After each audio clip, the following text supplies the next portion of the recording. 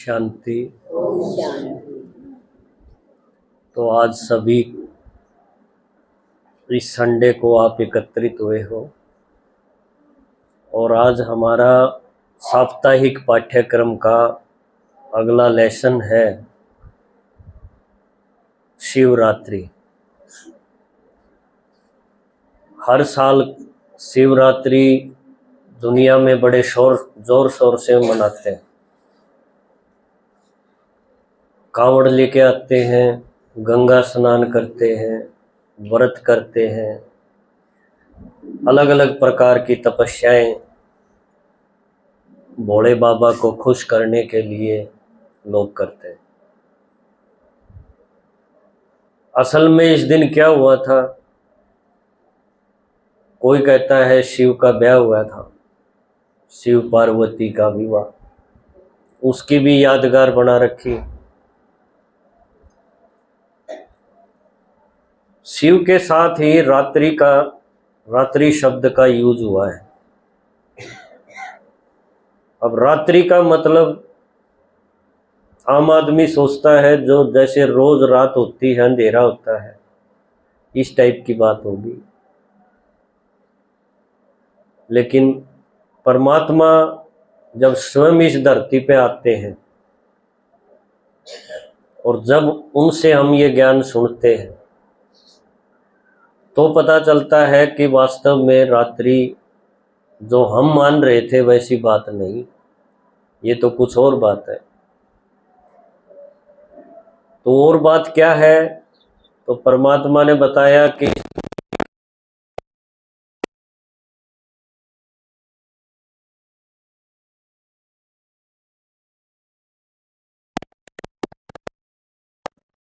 नाटक खत्म नहीं होगा तो करोड़ों आत्माएं अपने घर से परम धाम से नीचे आती हैं और जन्म लेते लेते आखिर के जन्म में एकदम मैली होके जी रही हैं। उस समय को कहेंगे रात्रि, क्योंकि आत्माओं में जब शक्ति नहीं रहती, उनमें गुण नहीं रहते, तो उनके कर्मों पे असर आता है। उनके कर्म पाप कर्म बनते रहते हैं और जिसका फल कई बार तो उसी जन्म में मिल जाता है। लेकिन उस जन्म में अगर वो बच गया, कोई खाता ऐसा बच गया उसका, तो वो आत्मा फिर अपना खाता साथ लेके भी जाती है।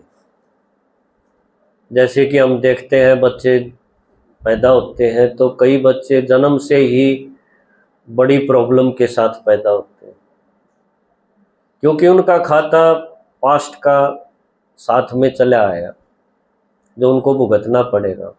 तो कर्म का लेख मिटता नहीं है, हम कितने भी सियाने बन लें। जैसे रामायण में बोलते हैं ना, कोई लाख करे चतुराई, कर्म का लेख मिटे न भाई। तो ये लेख मिटता नहीं है। तो परमात्मा ने अभी ज्ञान दे के बताया कि आत्माएं, करोड़ों आत्माएं जन्म लेते लेते आज के टाइम अगर हम देखें तो वो अपने अंतिम जन्म में है, क्योंकि नाटक अभी पूरा होने वाला है। ऐसे समय पर जब चारों तरफ हाहाकार हो, पापाचार हो, भ्रष्टाचार हो, चारों तरफ विकार, आत्मा परेशानी में, डिप्रेशन में, टेंशन में, कष्टों में जी रही है, पशुवत मानव, पशु की तरह दिखने में आदमी लगता है, लेकिन उसका व्यवहार कैसा हो गया है? पशु जैसा। ऐसे समय को हम कहेंगे रात्रि, क्योंकि रात में क्या है? रात में आदमी धक्के खाता है, ठोकरें खाता है, निराशा में जीता है। गीता जैसे शास्त्र में इसी टाइम को बोल दिया है धर्म गलानी का समय, धर्म गलानी का समय। मुसलमानों ने इसको बोल रखा है कयामत का समय। देखो, और सीधी भाषा में आम आदमी बोलता है कि जब पाप का घड़ा भर जाता है तो वो समय अभी चल रहा है। और इससे पहले अगर हम देखें तो इतना बुरा नहीं था जो आज हम देखते हैं ना, और उससे और पहले देखें तो परमात्मा ने बताया कि सृष्टि के आदि में, शुरुआत में इसी धरती पर देवी देवता रहते थे, जिनकी आज मंदिर में मूर्तियां बच गई। असल में वो कहाँ गए ये किसी को पता नहीं। तो ये वो समय है जिसको कहेंगे पाप आत्माओं की दुनिया, या कहेंगे दुख का टाइम। ऐसे समय पर शिव परमात्मा जो बिना शरीर का है, हमने पहले के चित्रों में सुना ना शिव का परिचय, कि एक शिव भी एक आत्मा है। जैसे हम आत्मा बिंदी है ना, छोटी सी बिंदी, ऐसे शिव भी क्या है, बहुत छोटी बिंदी।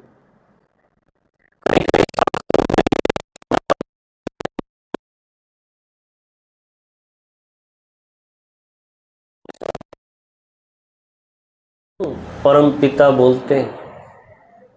तो मेरा रूप और तुम्हारा रूप एक जैसा ही है। मैं भी छोटी सी बिंदी हूं, तुम आत्माएं भी बिंदी हो। फिर फर्क क्या है? तो उसने बताया कि मैं इस दुनिया के नाटक में आता तो हूं, लेकिन तुम आत्माओं की तरह नहीं आता। तुम माँ के पेट से जन्म लेती रहती हो, और मैं इस तरह से जन्म नहीं लेता, आता जरूर हूं।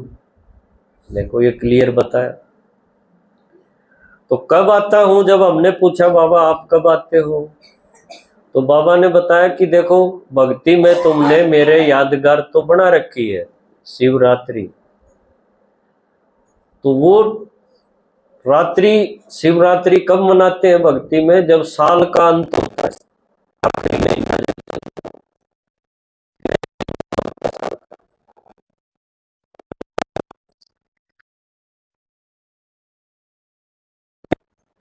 अपने विचार से, आइडिया से अंत तो उठा लिया कि अंत में आता है, लेकिन साल के अंत में आता है कि कल्प के अंत में आता है, ड्रामा के अंत में आता है, इस बात में उलझ गई। और वो रिवाज एक हर साल हम सब करते हैं भक्ति में, हर साल शिवरात्रि मनाते हैं कि नहीं। लेकिन एक दिन हमने शिव की पूजा भक्ति की, जल चढ़ाया, और जिंदगी में कोई परिवर्तन आता ही नहीं। तो आता तो है अंत में ही, लेकिन साल के अंत में नहीं आता। वो बात असल में क्या है, नाटक के अंत में आता है। तो ये नाटक है एक चक्कर में, वहां 12 महीने का चक्कर उठा लिया हमने, है ये 4 युगों का एक चक्कर। तो चक्कर में समझ न होने के कारण हमने जो जितना समझ में आया उस हिसाब से एक रिवाज के रूप में बना दी, और उस दिन शिवरात्रि कर लेते हैं।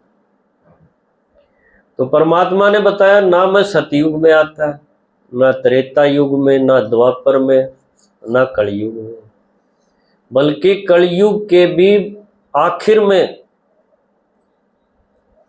वो टाइम है जब सारी आत्माएं इतनी दुखी हो जाती हैं कि उनको कोई रास्ता सूझता नहीं।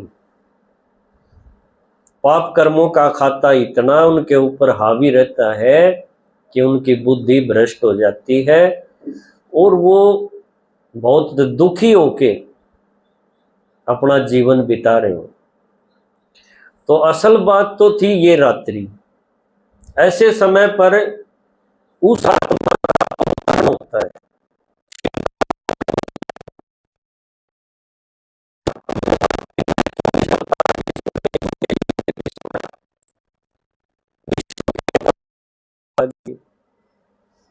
परमात्मा ने बताया कि नहीं, विष्णु भगवान ही नहीं।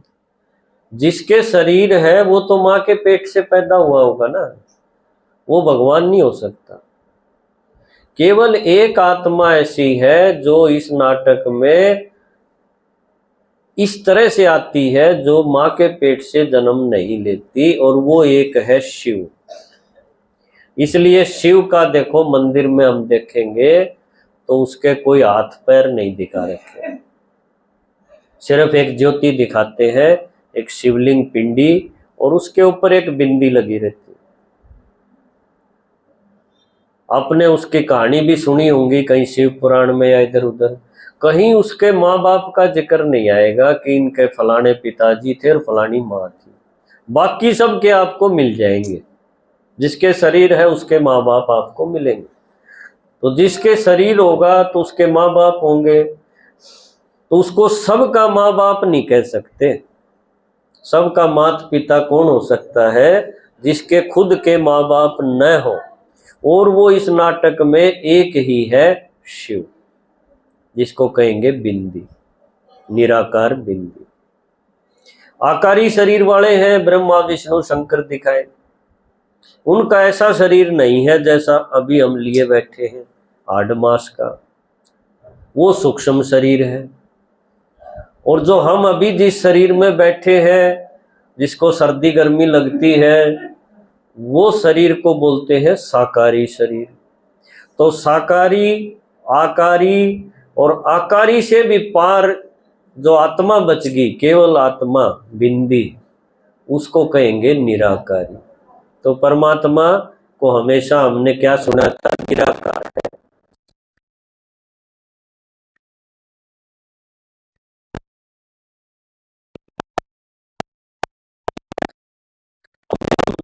विचार लगा के और उसको मानते आए। परमात्मा ने उन सबको काटा करवा दिया कि ये नहीं है, मैं भी बिंदी आत्मा हूं, तुम भी बिंदी हो, मेरा भी घर वही परम धाम है और तुम आत्माओं का घर भी वही है। सिर्फ मैं माँ के पेट से नहीं आऊंगा, तुम सारे आओगे।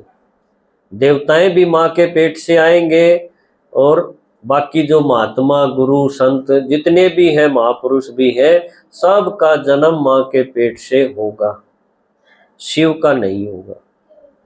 इसलिए शिव है सबका पिता, माता पिता, उस एक को कहेंगे। और उसका आना होता है जब इस धरती पे, तो ये दुनिया वैसी नहीं रहती। कैसी? दुखों की दुनिया नहीं रहती। फिर इसका बहुत बड़ा परिवर्तन होता है। कितना बड़ा परिवर्तन होता है कि जो आदमी, जो आत्मा 5 विकारों को ये मानती थी कि इनके बिना तो गुजारा नहीं होगा, इनके बिना जीवन कैसे चलेगा, उनके ऊपर वो विजयी हो जाती है। ऐसा ज्ञान, ऐसी शक्ति शिव परमात्मा के अंदर है, और वो हम बच्चों को, हम आत्माओं को देने के लिए इस धरा पर अवतरित होते हैं। तो शिवरात्रि पर हमने देखा भगत लोग क्या चढ़ाते हैं? जल चढ़ाते हैं एक तो, और क्या चढ़ाते हैं? कड़वी चीजें चढ़ाते हैं शिव के ऊपर। और किसी देवता पे, श्री कृष्ण पे कभी कड़वी चीज नहीं चढ़ती, बढ़िया मीठी चीजें चढ़ती। एक शिव के ऊपर ही कड़वी चीजें चढ़ाने का रिवाज है। क्यों ऐसा है? क्योंकि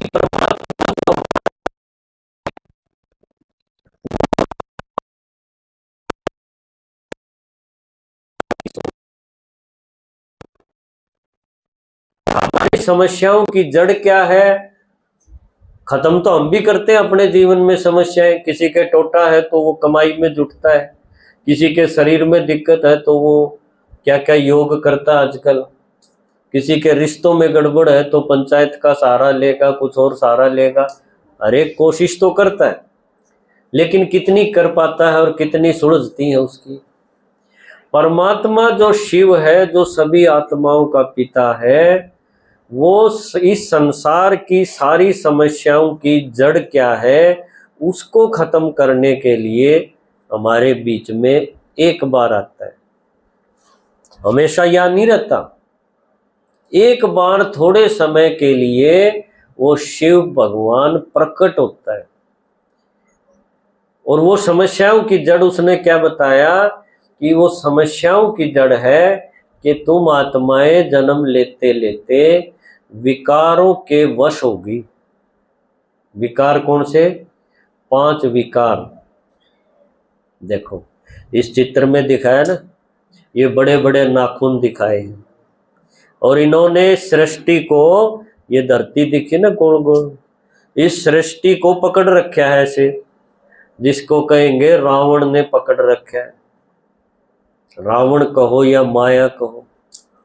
तो भगवान ने बताया कि मैं जब इस धरती पे आता हूं तो ये सारी आत्माएं, सारी दुनिया की आत्माएं माया की जंजीरों में जकड़ी हुई होती हैं। अब माया क्या? हमने तो सुना था माया है पैसा, है ना। कितने महात्मा है पैसे से दूर हट गए कि भाई पैसा होगा तो ये बुराइयां आएंगी, इसलिए उन्होंने एक रास्ता चुना, भाई इसको हाथ ही मत लगाओ, इसमें आसक्ति मत रखो।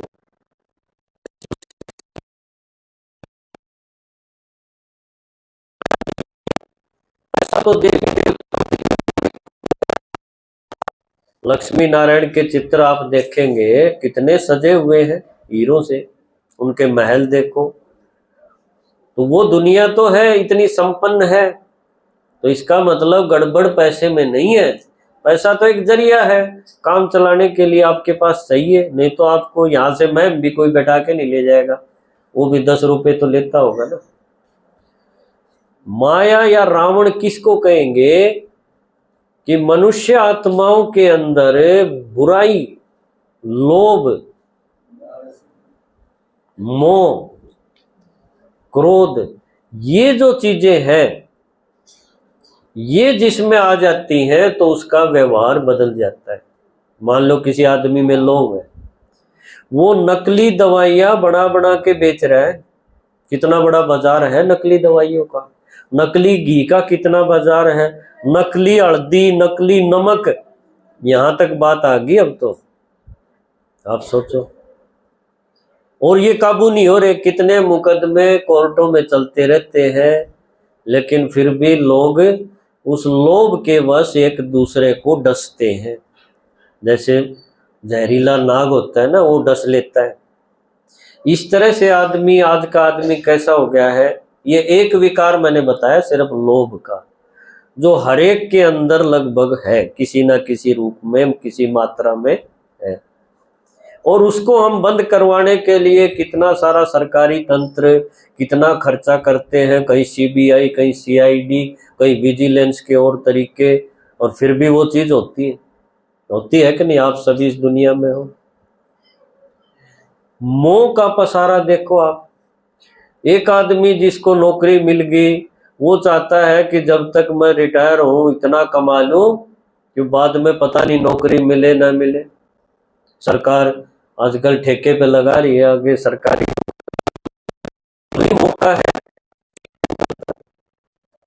रिश्वत ले, 2-4 जो उसने घर में अपने समझ रखे, उनके लिए जुगाड़ में लगा रहता है। उसको रोकने के लिए भी दुनिया भर के सिस्टम है, एक के ऊपर एक अधिकारी बैठे हुए हैं, लेकिन वो चीज वहां भी खत्म नहीं हो रही।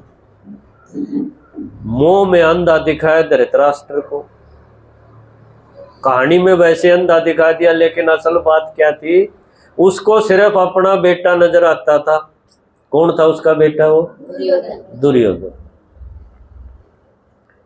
कितना उसको समझाते थे उसके मंत्री भी और भी बड़े बड़े आदमी, महापुरुष, लेकिन उसके पल्ले नहीं पड़ा, विनाश का कारण बना के नहीं।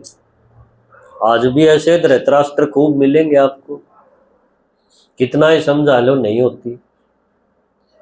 तो ये दुनिया का नक्शा क्यों बदला है? क्योंकि आत्माओं के अंदर धीरे धीरे करके ये मैल, ये बुराई, ये विकार, ये कांटे, ये विष, है ना, विषय विकार बोलते हैं, ये विष हर एक आत्मा ने अपनी इच्छा से अपने अंदर ले लिया, और आज ये इतने बड़े रूप में आ गया कि वो खुद भी दुखी है और एक दूसरे को भी डसने से चूकता नहीं है। इसलिए सारे रिश्ते भी तार तार हो रहे हैं। है ना। कहीं काम विकार देख लो, गीता भी कहती है काम महाशत्रु है, पढ़ के सुना देते हैं, लेकिन कोई उस पर टिकता क्यों नहीं फिर। भाई काम महाशत्रु है, शत्रु की बजाय महाशत्रु, तो फिर इसको परमिशन क्यों दे रखी है। लेकिन थोड़ा छोड़ दिया, रिलैक्स कर दिया, क्योंकि उनको ये नहीं पता भाई काम विकार रोकने से फिर दुनिया कैसे चलेगी। उनका मानना ये है जैसे दुनिया के ठेकेदार हैं, इन्होंने रची थी।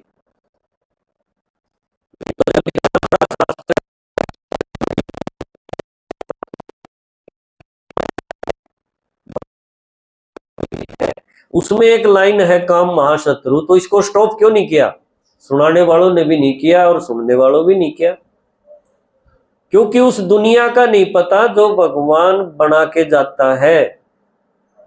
और वो दुनिया अभी हमें पता चले कि परमात्मा ने कहा ऐसी दुनिया देवताओं की दुनिया होती है, और वो 2 युगों तक चलती, वहां विकार होता ही नहीं, बिना विकार की पैदाइश होती है वहां।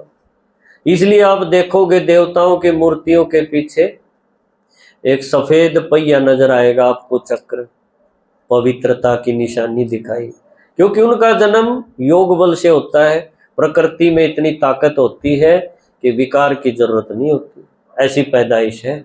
ये किसी को पता ही नहीं था। एक लाइन तो पता थी काम महाशत्रु है, वो बोलते रहे और आगे बढ़ते रहे, जिंदगी में परिवर्तन नहीं आता। शिव जी के ऊपर कड़वी चीजें चढ़ाते रहे, प्रकृति की चीजें कड़वी ढूंढ के ले आते हैं उस दिन, कोई बेलपत्र ढूंढता है उस दिन, कोई कुछ और पत्ते, आग धतूरा ये वो, और जाके मंदिर में शिवलिंग के ऊपर चढ़ा के आगे होगी शिवरात्रि। अब शिव जी क्या करेगा इन पत्तों का, इन कड़वी चीजों का, कभी किसी ने सोचा ही नहीं। सोचते हैं भोला है, खुश हो जाएगा इसी में। असली बात क्या चढ़ानी थी, ये विकार, ये बुराई, जिससे हमारा समाज, परिवार, देश, मानवता, सारी चीजों का हनन हो गया, पतन हो गया। वो चीजें चढ़ाने के लिए शिव ने कहा था, और वो कहाँ है, वो तुम्हारे अंदर है, जन्म लेते लेते अंदर आ गई। वो जो बुरे संस्कारों की मिलावट थी, शुद्ध संस्कारों में बुरे संस्कार की मिलावट जो आ गई थी, जो दुखदाई थी हर एक के लिए, वो परमात्मा ने बोला था ये विष, ये विकार मेरे ऊपर चढ़ा दे और तू देवता बन के सुखी रहे। लेकिन हमने किसी भी साल, किसी भी शिवरात्रि में ये काम नहीं छेड़ा, क्योंकि किसी को पता ही नहीं था। अब परमात्मा कहता है कि सारे संसार की समस्याओं की जड़ है ये 5 विकार, ये 5 भूत, जिसको हम मानते हैं ना, मोह के बिना बालक नहीं पड़ेंगे, क्रोध के बिना पड़ोसी जीने नहीं देंगे, पानी नहीं निकलने देंगे नाली का, ऐसा मानते हैं ना। लोभ भी चाहिए, काम विकार के बिना दुनिया नहीं चलेगी, कैसे परिवार आगे बढ़ेगा। ये जो हमने ढाल बना रखी थी, विकार को अपनी ढाल बना के जी रहे थे, परमात्मा का ज्ञान होते ही हमने ये सारी ढाल ओली में फेंक दी। क्यों, गोबर की थी, मीनिंगलेस थी, कोई ताकत थोड़ी थी ऐसी ढाल में। तो इतना बड़ा परिवर्तन इस दुनिया के नाटक में एक आत्मा के नीचे आने से होता है।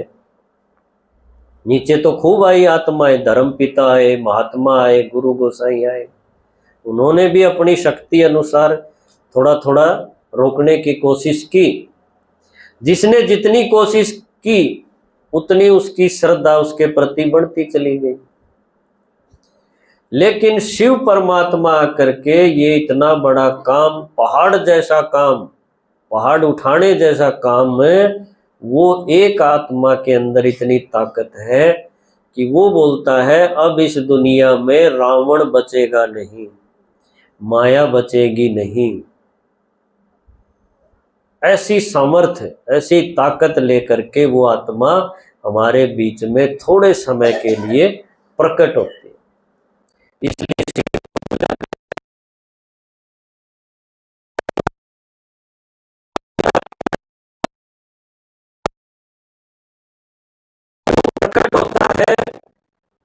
ब्रह्मा की ललाट से, ललाट बोलते हैं माथे को, जहां आत्मा बैठी है भ्रकुटी में, इसी जगह पर शिव परमात्मा, जिसका अपना शरीर नहीं है, न आकारी शरीर है न साकारी शरीर है, एक आत्मा बिंदी निराकार है, वो ब्रह्मा के तन में प्रवेश करके ये इतने बड़े काम को अंजाम देते हैं।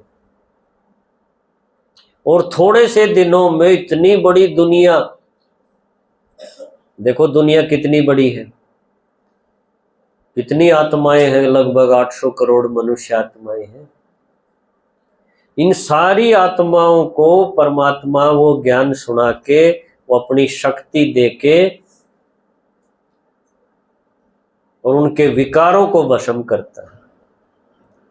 और उसका तरीका एक ही है कि ये पांचों विकार अगर आपको जीतने हैं, नई दुनिया सतयुग की तरफ आना है, तो एक ही सिंपल तरीका उसने बताया, कोई लंबी चौड़ी बात नहीं बताई, कि एक तो अपने को जानो, स्वयं को जानो कि मैं शरीर नहीं हूं, शरीर के अंदर बैठी एक ज्योति आत्मा, जो मेरे परिवार के घर के हैं, 4 5 हैं 10 हैं, उनको भी आत्मा समझ के डील करो। फिर आप देखो, न तो आपके अंदर लोभ रहेगा, न आपके अंदर मोह रहेगा, न आपको क्रोध आएगा, न विकार की इच्छा होगी, और आपका जो प्रेम होगा आत्मिक प्रेम में आप आ जाओगे। यानी एक आत्मा का दूसरी आत्मा से जो सच्चा प्रेम है, जिसके लिए गीता में बोला कि भगवान ने वो प्रेम सिखलाया जो देख के आकर्षण से दूर था, और जिसकी मानवता को जरूरत थी। आज हम देखते हैं ना चारों तरफ देह का आकर्षण, देह के संबंधों में आदमी डिप्रेशन में क्यों चले जाते हैं?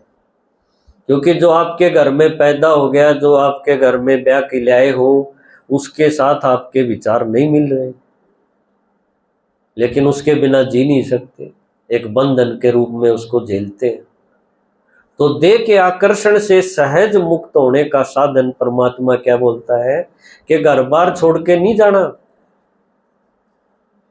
इसी दंगल में अपने को खड़ा करके और आत्मिक दृष्टि में रह के, आत्मा समझ के, और बुद्धि योग उस परमात्मा से जोड़ के रखना है। अन्य आत्माओं से बुद्धि योग नहीं जोड़ना, उनके साथ रहना जरूर है, लेकिन कैसे रहेंगे? कमल के फूल की तरह। तो देवताओं के हाथ में दिखाते हैं ना कमल का फूल। कमल के फूल की खासियत यह है कि उसकी जड़ें तो है कीचड़ में, लेकिन वो ऊपर कीचड़ से उठा रहता है, खिला रहता है। तो ये ज्ञान से संभव है, आत्मिक दृष्टि से ये संभव है, नहीं तो आप कीचड़ में धंस जाओगे। तो हम आज की दुनिया में कैसे रहेंगे? आत्मिक भान में रहेंगे। मैं आत्मा, ये पोता भी आत्मा, ये बेटा भी आत्मा। हाँ, शरीर के संबंध समाज ने बनाए हैं ताकि जिम्मेवारी ठीक से चल सके। क्यों संबंध नहीं बनाते, रिश्ते नहीं बनाते, तो ये जंगल राज हो जाता। क्यों कोई जिम्मेवारी करेगा ही नहीं। तो ये तो समाज ने बना रखे हैं कि भाई तू इसका बाप है, तुझे ये करना है, ये तेरा बेटा है, ये ऐसे करेगा। ये हर एक समाज में बना रखे हैं सुविधा अनुसार, लेकिन मूल रूप में तो क्या है? हम सभी आत्माएं तो है, और नाटक के रिश्ते हैं ये नाटक।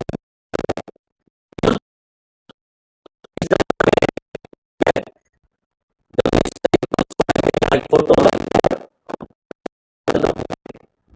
असलियत तो है ये। इस असलियत को पकड़ के और जब हम जीवन जीना सीख जाएंगे, तो परमात्मा ने कहा कि ये है मेरे ऊपर कड़वी चीज चढ़ाना।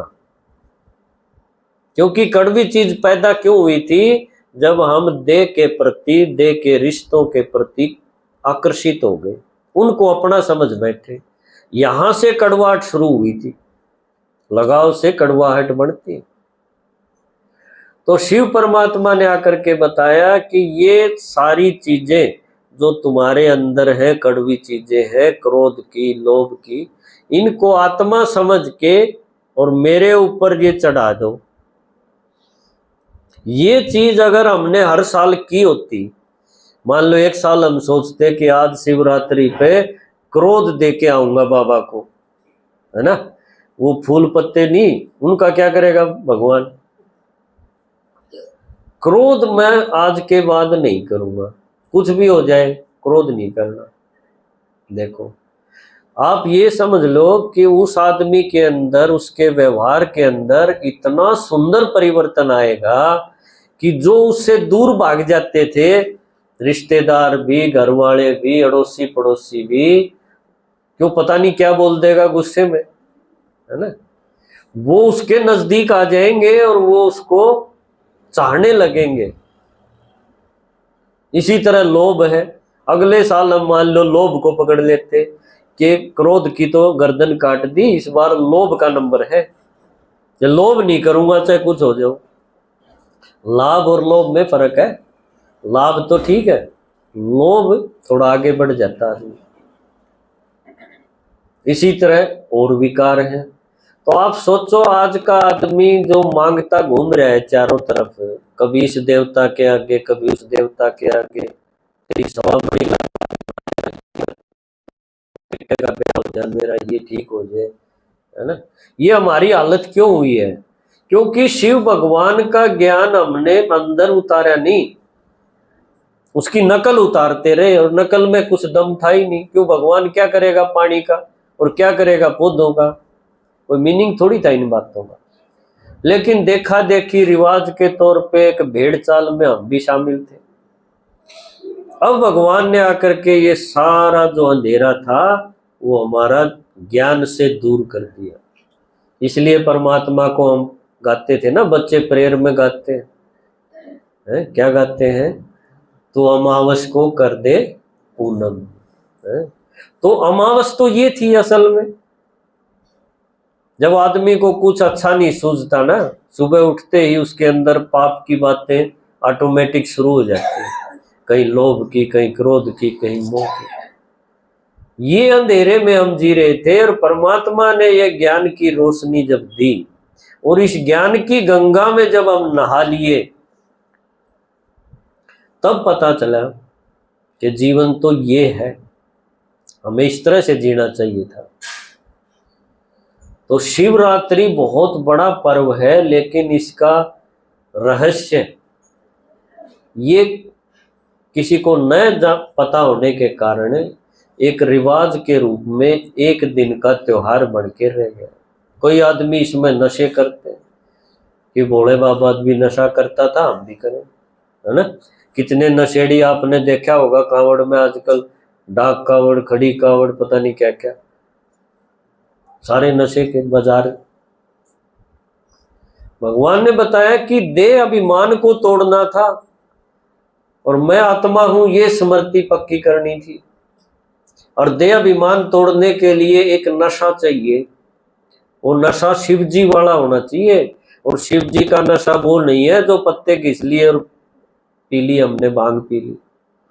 शिव जी का नशा है कि अपने को विश्व कल्याणकारी आत्मा हूं ऐसा मान करके फिर ये नाटक खेल, ये नशा जिसको कहेंगे स्वमान, स्वाभिमान। जैसे कि हमारे देशभक्तों को था कि मैं यह साधारण काम करने नहीं आया हूं, मुझे नहीं ब्याह शादी कुछ करनी, मुझे तो अंग्रेजों को भगाना है, इसमें चाहे मेरे प्राण चले जाए, ये नशा था उनको। ऐसा ही नशा परमात्मा चाहता है कि मेरे बच्चों में ये नशा हो। क्यों, नशे के बिना ये ऊंचा काम हो नहीं सकता। अब ये नशे का किसी को पता नहीं, और नशे पकड़ लिए।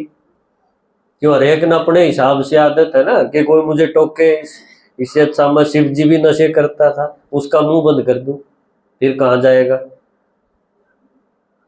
तो शिवरात्रि के जो रिवाज बनाए हैं, असल उनका पता चले ना कि कौन सी कड़वी चीज थी, कौन सा नशा था, रात्रि का क्या मतलब है।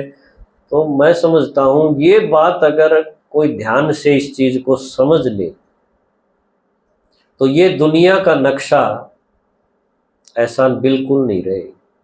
इतना गजब का परिवर्तन यहाँ हो जाए और हर एक आदमी जो आज विकारों के वश बंदर की तरह जी रहा है, क्योंकि बंदर में दिखाया ना 5 विकार सबसे ज्यादा होते हैं, काम क्रोध लोभ मोह अहंकार, है ना, बंदर भरा पड़ा है।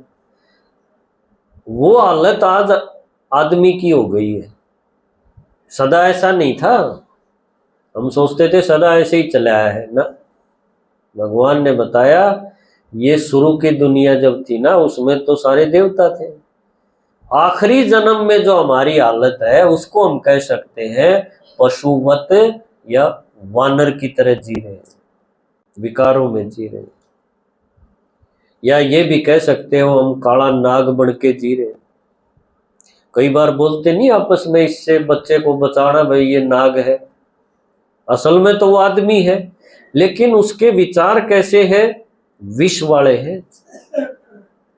और विचारों के द्वारा वो हो सकता है आपके बच्चे का ऐसा कर दे कि फिर आप रोते रहो सारी उम्र, जो कमाया है सारा खत्म हो जाएगा। तो हम बोलते हैं ये नाग है, इससे बचना। तो परमात्मा ऐसे बंदर या ऐसे नाग उनको अपने गले लगा लेता है। इसलिए शिव जी के ऊपर आपने देखा होगा नाग, है ना, नाग की भी पूजा होती है। नहीं तो नाग तो देखो विष का भरा है, वैसे तो उसको मारते हैं दिख जाए तो, लेकिन उस दिन पूजा भी है, नाग पंचमी की पूजा होती है कि नहीं सांपों की। किसी को ये नहीं पता ये असल में सांप की पूजा है कि आदमी की। बात तो थी आदमी की, क्योंकि आदमी जो नाग की तरह हो गया था, जो धरती के चिपके चले, यानी देह अभिमान, यानी मिट्टी, मिट्टी की तरफ जिसका इतना आकर्षण हो और विष से जो भरा हुआ हो, तो शिव के साथ जुड़ के उसकी पूजा शुरू हो जाएगी। जैसे हनुमान का मिसाल दिखाया कि वो बंदर, वैसे तो बंदर जैसा आदमी, लेकिन कहानी में दिखा दिया भगवान के साथ उसने अपने को जोड़ लिया, उसकी प्रीत बढ़ गई, तो आज उस बंदर की मंदिर में बैठाने लायक हो गया जिसकी पूजा होती है। तो ये सारी कहानियां भी क्या बताती हैं कि जिसने भी भगवान के इस काम में, विकारों को भस्म करने में जो उंगली लगाई, इस गोवर्धन पहाड़ को उठाने में, उसकी परमात्मा के साथ अलग अलग रूप में पूजा शुरू होगी। चाहे वो हनुमान हो, चाहे वो नाग हो, चाहे कोई गऊ जिसको बोल देते हैं, अनेक तरह से अनेक कथाएं बढ़ा दी। और बाद में ये सूत उलझता चला गया कि असली बात कौन सी थी। भाई नाग थे, एक बांदर थे, एक आदमी थे, एक बलद था शिव जी के स्वामी, यह बात उलझ गई। और कई बार तो ये लगने लगा कि भगवान कई बार आया होगा, क्यों कथाएं इतनी बना दी, अलग अलग तरह की बना दी। लेकिन पता चला अभी कि भगवान तो एक ही बार आया था और उसने इस रात्रि को उजाले में बदल दिया था, दुख की दुनिया को सुख की दुनिया बना दिया था, नरक को स्वर्ग बना दिया था, हेल को हेवन बना दिया था। देखो, रावण राज्य को राम राज्य बना दिया था। ये परिवर्तन किया था भगवान ने। इसमें जो उसके साथी बन गए उनकी भी भक्ति शुरू होगी फिर। इसलिए मंदिर में देखो बीच में शिवलिंग मिलेगा और चारों तरफ शरीर वाले मिलेंगे, क्यों शरीर वाले हैं हमारी निशानी, हम आत्माओं की। और बिना शरीर का जो अवतरित होता है वो जन्म नहीं लेता हमारी तरह, लेकिन उसके बिना इतना बड़ा काम हो ही नहीं सकता। कोई आत्मा में, देव आत्मा, महात्मा में ये इतनी ताकत नहीं होती, इतना बड़ा ठेका कोई उठाता नहीं। तो शिवरात्रि बहुत गजब का त्योहार है और इसको हमें इस रूप में मनाना चाहिए, क्योंकि भगवान एक ही बार आता है और वो है शिव, उसी का एक का अवतरण होता है। और जितने भी हमने कथाएं सुनी है वो किसी ना किसी रूप में यही बात को दिखाती है। कि विकारों को भस्म करो, क्योंकि विकार असली जड़ है विकार, और उसका भी तरीका है अपने को आत्मा समझो। ये पहला पाठ जो हमने सीखा था ना आत्मा का, क्योंकि आत्मिक स्मृति के बिना, नाभि में तीर मारे बिना रावण खत्म नहीं होगा। उसका सिर आता रहेगा, कभी लोभ का कभी क्रोध का। आज क्रोध को खत्म किया, 2 दिन बाद फिर नया सिर आ जाएगा क्रोध का। आत्मिक स्मृति को अपनाने से, भगवान से जुड़ने से वो सिर आने बंद हो जाएंगे। संपूर्ण परिवर्तन इस तरह से हो सकता है। ठीक है, ओम शांति। एक तो देखो आपके बीच में बाबा के छोटे छोटे बच्चे आए हैं। बेरी प्रदर्शनी करी थी सोमवार ने, तो उनका कोर्स कंप्लीट हो गया था लगभग कल, तो वो आपके बीच में आए हैं। एक बार ताली बजा के उनका स्वागत करें। बाबा का अवतरण के भगवान का अवतरण कहाँ? बाबा का कहाँ के भगवान का कहाँ? चित्र के सुने आपने? भगवान का अवतरण के बाबा का अवतरण है? भगवान का अवतरण है, बाबा का नहीं। भगवान का अवतरण करने तेन नहीं लागे, जो दूर दूर का है हमारा क्यों नहीं लगता ही नहीं। बाबा का वहां तो मारा बाप लागे। तो परमात्मा का अवतरण, परमात्मा का कर्तव्य, परमात्मा ने आके के करा, यह चीज इतनी लंबी चौड़ी है कि थोड़े से शब्दों में बताना बहुत मुश्किल है। शास्त्रों में भी सारा में कोशिश करी गई यह चीज बताने की। लोगों ने बेचारा ने अपनी हिम्मत अनुसार जितनी उनकी औकात थी, जितनी उनकी कैपेसिटी को, उस अनुसार कोशिश तो बतेरी करी। सब ने कोशिश करी। जिसने लिखना आया लिखा, जिसने गाना आया गाया, जिसने तीर्थ बनाने आए उसने वो बनाए, जिसने मंदिर बनाने आए उसकी भी गांठनी डाली, सब कुछ करा। लेकिन फिर भी किते आके ने यह चीज लागी कि सही कर नहीं पाई। वह हाथी वाली बन गई, आंधे वाली राथी वाली। आंधे बताओ थे ना हाथी के बारे में, किसा है जिसने कान देखे तो छाछ वर्गा है, पैर देखे तो थांब वर्गा है, सूंड देखा तो रस्सी वर्गा है, अलग अलग चीज दिखाई है ना। लेकिन वो एक आदमी पूरा वर्णन कर नहीं पाया, क्योंकि पूरा बेरा ही ना था बेचारा ने। और वो था के हाथी उन सारा का मिला के नर फिर था बने था हाथी, ये तो एक एक का कोई मतलब नहीं था। तो इसी तरह बाबा के बारे में, परमात्मा के बारे में, भगवान के बारे में कोशिश बतेरी करी, लेकिन बेचारे क्या करें, बेरा तो को नहीं था, इतनी कैपेसिटी थी नहीं कि पूरा का पूरा वर्णन कर सके। तो ज्ञान में आने के बाद यह प्रॉब्लम खत्म हो जाए है कि और बढ़ जाए है, मनने लगा है यह प्रॉब्लम और बढ़ जाए है। भक्त बेचारे भगवान के बारे में कुछ नहीं बता सकते थे, थोड़ा थोड़ा बता पाए। और जब हमने भगवान देख लिया फिर हम जमाई नहीं बता पाए, क्योंकि एक तो जिसने देखा वो गुम हो गया, चुप हो गया। क्योंकि आप सारे क्या करा, आप सारे जाके रोए, तो बाबा का आगे जब बैठे तो आप सारे के सारे रोए। कौन सा ऐसा है जो नहीं रोया? और डायमंड हॉल में बाबा का आगे बैठा हो, कोई हाथ खड़ा करो, कोई ऐसा हो जो रोया ना हो, लेकिन बाबा तो मिला हो, सारे रोए। और जिसने नो पूछा कि भाई तू क्यों रोया, तो उसके पास कोई जवाब नहीं, भाई क्यों रोए। अब दुखी हो गए ना, दुखी भी को नहीं हुए। अड़ाण में काल पा लिए ना, काल भी नहीं पाए। अड़े किसी ने पीटे, जो मम्मी पूछा करे ना किसने मारा, बालक तो पूछा करे ना, बालक रोए तो किसने मारा, तो आप सारे रोए, आपके किसने मारा? किसी नहीं। दुख होया? दुख भी नहीं होया, लेकिन रोए भी सारे। तो एक आदमी जो खुद है रोवा है लेकिन बता नहीं पाता कि मैं क्यों रो हूं, तो यह प्रॉब्लम घटी कि बढ़ी? बढ़ और गई। कुछ नहीं बता पाए, देखा, जाना, समझा, पाया, मिला, बात करी, लेकिन बता नहीं सकते। क्योंकि ज्ञान हो तो आदमी समझा भी ले, परिचय हो तो बता भी दे, प्यार ने तो क्यों कर बताओ, प्यार को बताने की चीज थोड़ी ना है। बाबा का ये गीत है ना, छलक जाता है नैनों से वो समझाया नहीं जाता।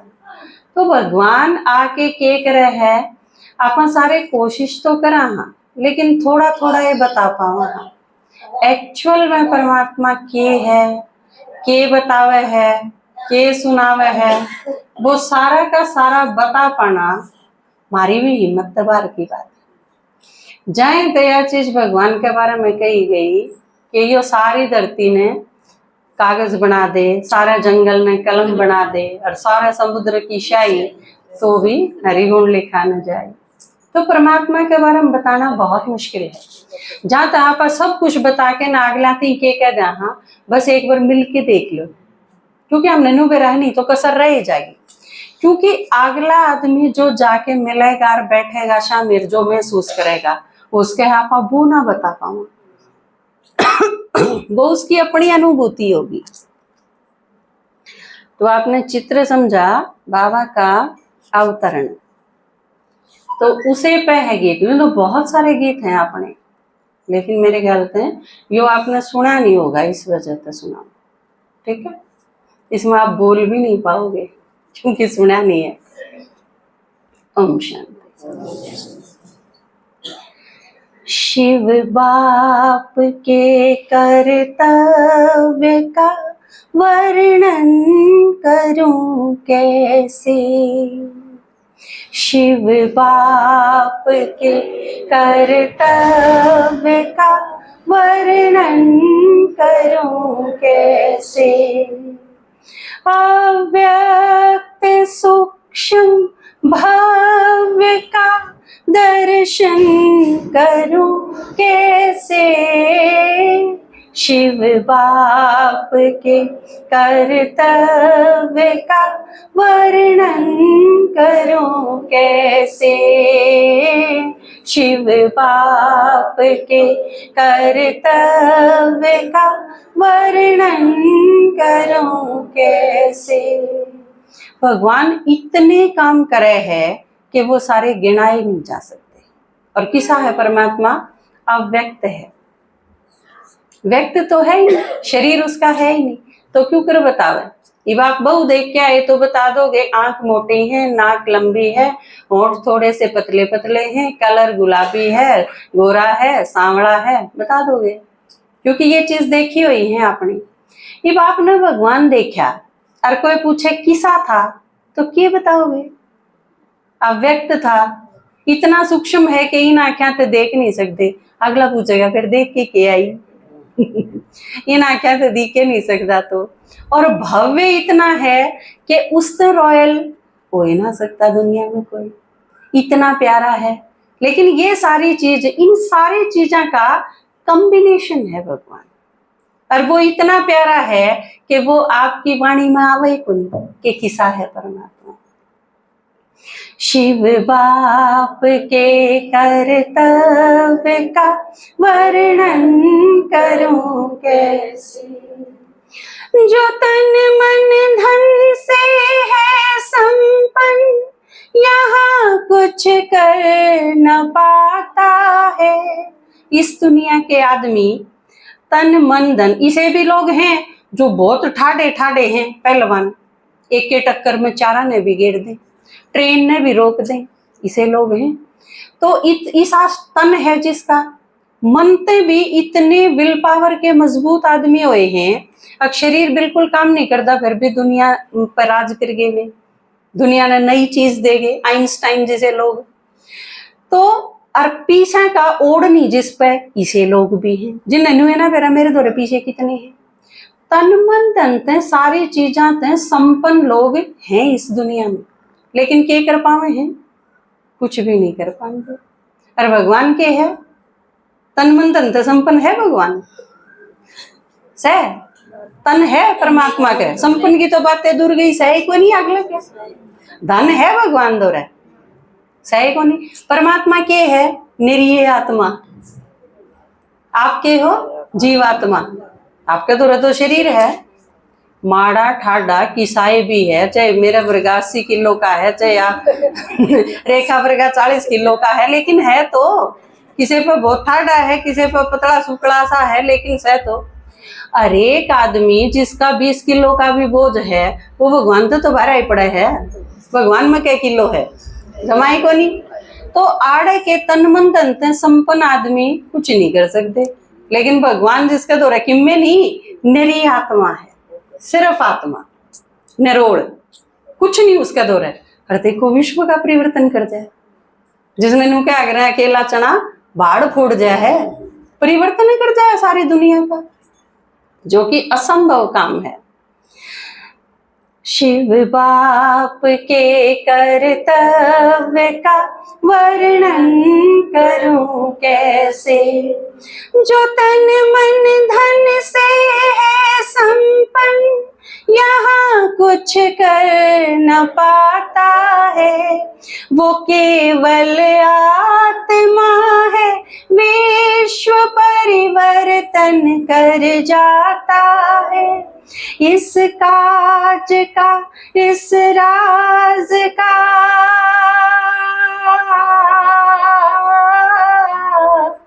इस काज का, इस राज का मंथन करूं कैसे, शिव बाप के कर्तव्य का वर्णन करूं कैसे, शिव बाप के कर्तव्य का वर्णन करूं कैसे।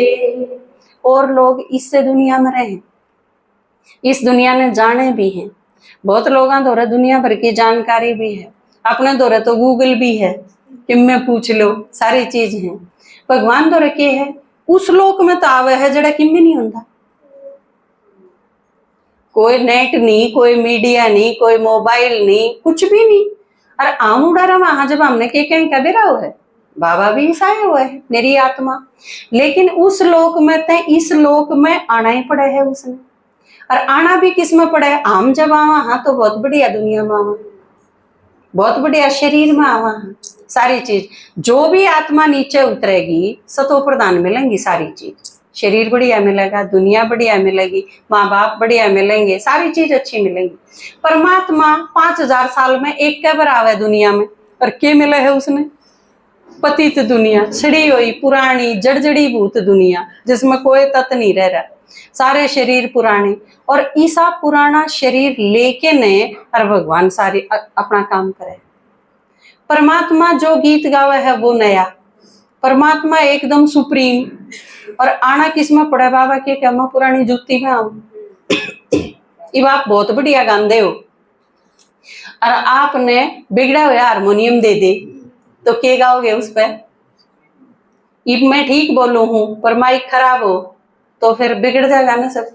और आप भगवान की हिम्मत देखो, वो नंबर 1 आत्मा, सब तो बढ़िया, सब तो प्यारा गीत गानिया, अरे किसा बाजा मिला है उसने, साज किसा मिला है, बिगड़ा हुआ, सारी चीज बिगड़ी हुई मिले है, लेकिन उस बिगड़े हुए साज में जो परमात्मा गीत गावे है वो कितना प्यारा हुआ है, दुनिया की सबसे प्यारी आवाज है वह, आप सबने तो सुनी है।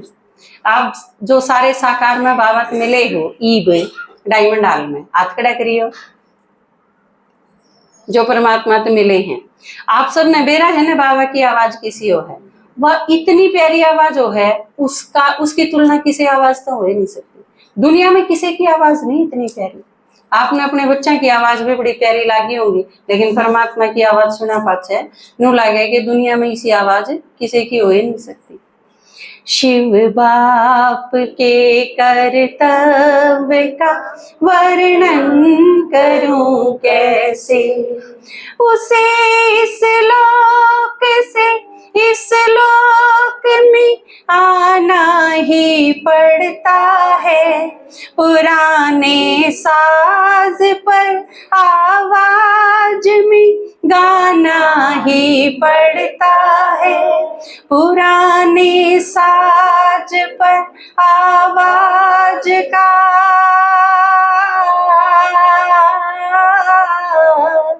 पुराने पर आवाज का गायन करूं कैसे, शिव बाप के कर्तव्य का वर्णन करूं कैसे, शिव बाप के कर्तव्य का वर्णन करूं कैसे।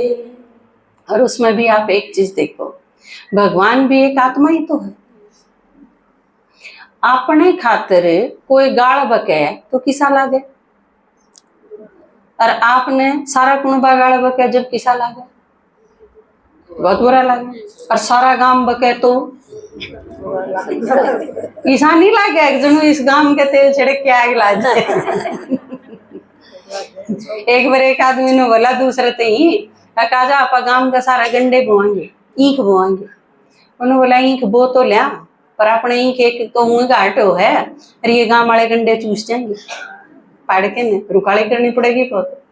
नो बोला इसका तो समाधान है मेरे डोरे। बोला के तेल ले आए, सारे गांव का चूकर दे छिड़क के नर गांव का आग ला दी। नो बोला चूस लो ना गंडे।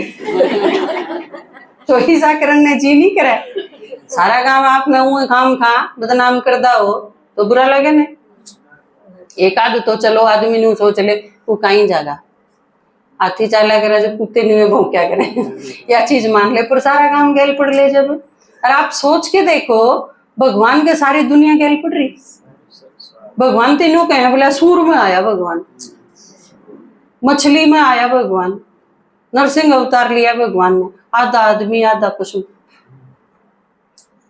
कि कितने अजीब अजीब सब में है भगवान, ठिकर भीतर सब क्या ही में, सारी चीजों में गंध खावा है भगवान, सर्वव्यापी है भगवान। कोई मर गया तो भगवान ने ठा लिया यो है। मारे घर में कोई भी मर जाया और नू कह दे इस पड़ोसी ने मारा, मारे घर में जो आदमी मरा है वो इसने मारा पड़ोसी ने, तो कितनी भारी बात हो जाएगी। और किससे के जो जी में आवे भगवान ने कर दिया, दुखी हो गए तो भगवान ने कर दिया, मर गया तो भगवान ने ठा लिया, बालक चला गया तो भगवान ने खोज लिया। हद होगी भाई। तो परमात्मा हो गया कसाई हो गया, दूसरी तरफ फिर हे भगवान आ जा, एक तो ठुआया था, दो चार ठुआए और सारे ठुआने, फिर एक हे भगवान आ जा क्या नाम का। सारी चीजा में कोई तालमेल नहीं, कोई औचित्य नहीं।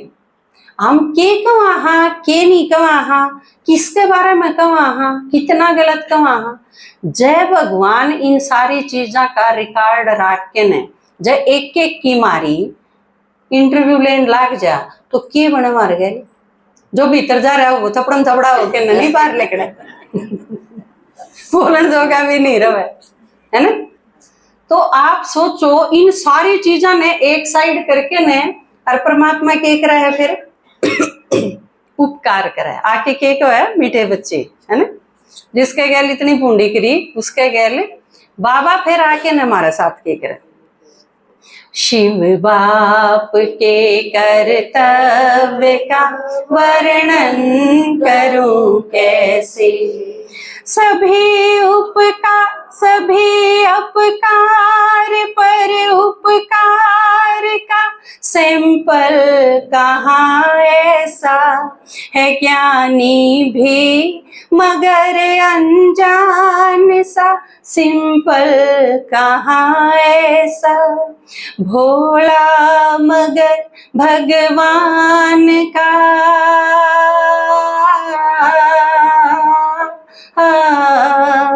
भोला मगर भगवान का कीर्तन करूं कैसे, शिव बाप के कर्तव्य का वर्णन करूं कैसे, शिव बाप के कर्तव्य का वर्णन करूं कैसे। हो इंदर शर्मा पे राजी खजाना खजाना ज्ञान का सौंपा, दिलाने के लिए भक्तों को हक वरदान का सौंपा। इसके बदले क्या बाप को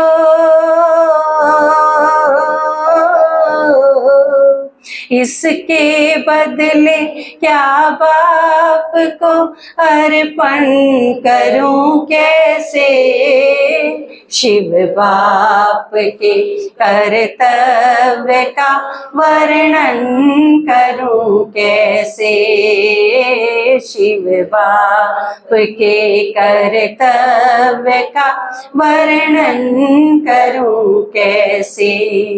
अव्यक्त सूक्ष्म भव्य का दर्शन करूं कैसे, शिव बाप के कर्तव्य का वर्णन करूं कैसे, शिव बाप के कर्तव्य का वर्णन करूं कैसे।